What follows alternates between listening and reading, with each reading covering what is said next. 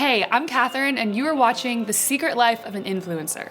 Today, I'm going to be talking about fan interaction, and you may be wondering what I have with me. This is some of our fan mail from our P.O. box that I'm going through today, so I thought I would kind of show you guys a little bit as I talk. So yeah, let's jump right in.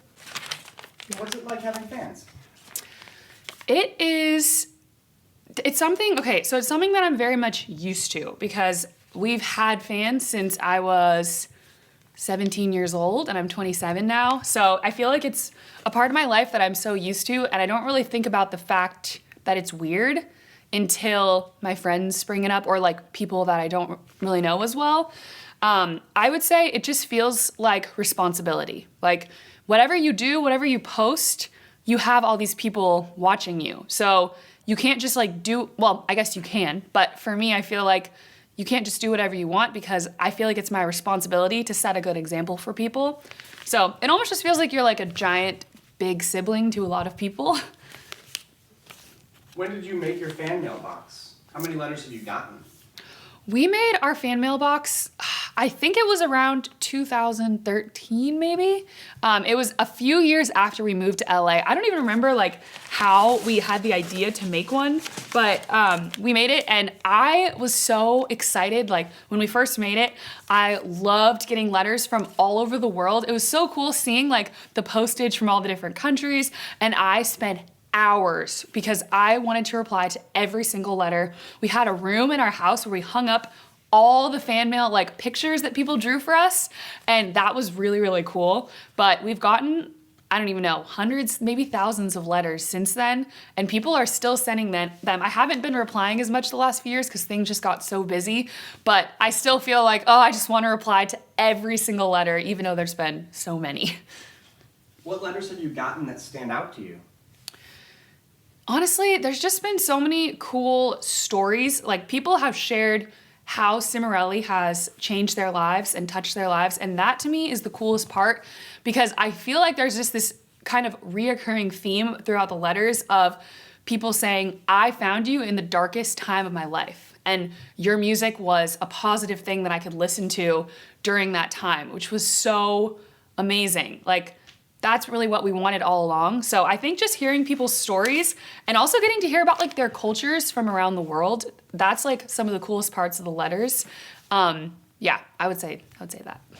What boundaries do you have to put up with fans? So this is something that my sisters and I have talked about a lot. It's really kind of weird growing up in the public eye as an influencer because no one gives you like a handbook on how to interact with fans. It's a relationship that you're like, most people don't have that relationship with other people. So it's very strange and kind of disorienting. And in the very beginning, I had just moved down to LA. I didn't know anyone. I didn't have really friends there. All my friends were like a 7-hour drive away in my hometown. So I didn't really have those close friends, and I was lonely, and I kind of started talking to a lot of our fans almost like they were friends, and it felt really good to have those friendships. Well, for the most part, it was fine, but then there was a few people that I had talked to where some really weird stuff happened, and I don't really want to go into detail, but it just kind of really scarred me, like, oh my gosh, like some people on the internet can seem so normal, and then they just like turn on you, and it becomes kind of like this very unstable relationship. And I definitely got burned a lot those early years, so it really made me reevaluate like, okay, I do have to have boundaries. I'm sure like 90% of these people are totally like great and normal people, but because there's that small percentage of people that you don't know what they're like or what they're capable of because it is the internet, then you have to be very careful for your own safety and just like put those boundaries up, which is unfortunate, but that's kind of what I learned from my own experience. How has having fans affected your life? It's affected my life. I would say there's definitely like positive and negatives about it. So I would say the positive is, like I was saying earlier, it just feels like I'm this giant big sister to all these people. And if I want to share like advice or something that I learned, I love doing that, and knowing that I have the platform to do that is so cool. So that's kind of like, I think, the most positive part of it. But I would say the part that's maybe more negative about it is just that it's kind of makes you guarded when you're meeting new friends because like every time I meet someone new at like an event or something, I don't really tell them about the band if they don't already know because I kind of want to make sure that they actually like me just for who I am rather than like, oh, you're an influencer, you have this following. Like people definitely kind of act weird when they see that and sometimes they can just start treating you differently. So I definitely have to be more cautious when I'm like making friends, but I still have incredible friends. I think it's made me more guarded with meeting people to make sure that they're in it for the right reasons, I guess. Does interacting with the fans overwhelm you? Sometimes, honestly, it does.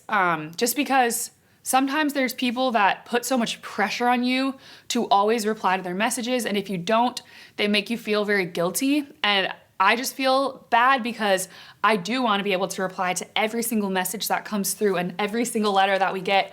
That's like something that I do really value and I feel this responsibility for.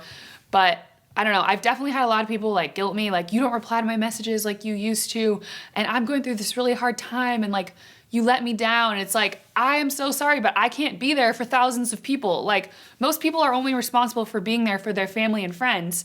And so then you have this added layer of like all these people that feel like you should be there for them all the time, which I wish that I could. If I could stop time, put myself in all these places at once, I would do that. But I can't. So I have to kind of like separate myself from feeling guilty and just realize I'm doing the best that I can and I'm interacting as much as I can, and that's really all I can do.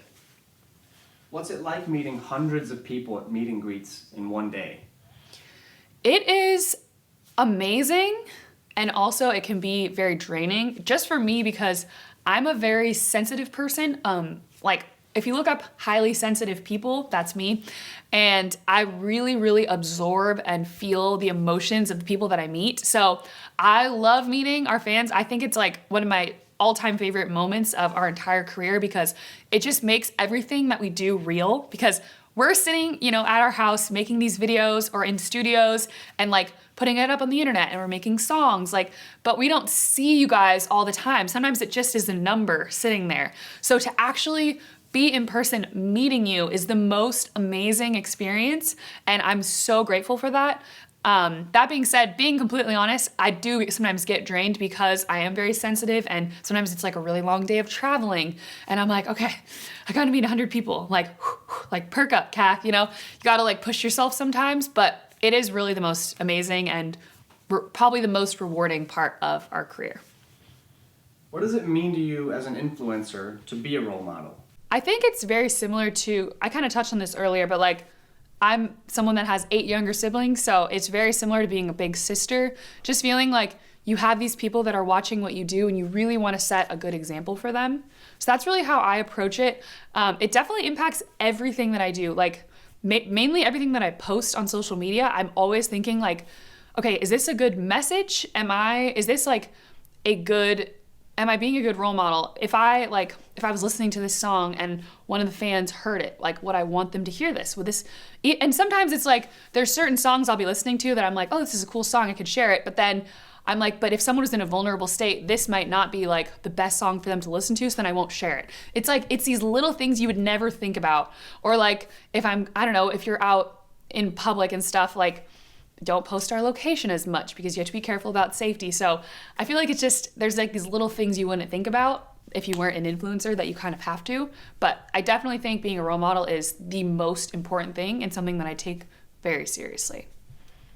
What's the most rewarding part of being an influencer? The most rewarding part is definitely, in these letters, it's the fans and just getting to hear their stories and how the music and the band has impacted them. It makes me very emotional to think about that. Just feeling like I'm doing something that matters with my time and I'm connecting with people all over the world who really need that message and that connection is the most amazing thing. And I just couldn't imagine another job being more rewarding, at least for me. So I'm really, really thankful and grateful for this. And I don't know, it's just very strange.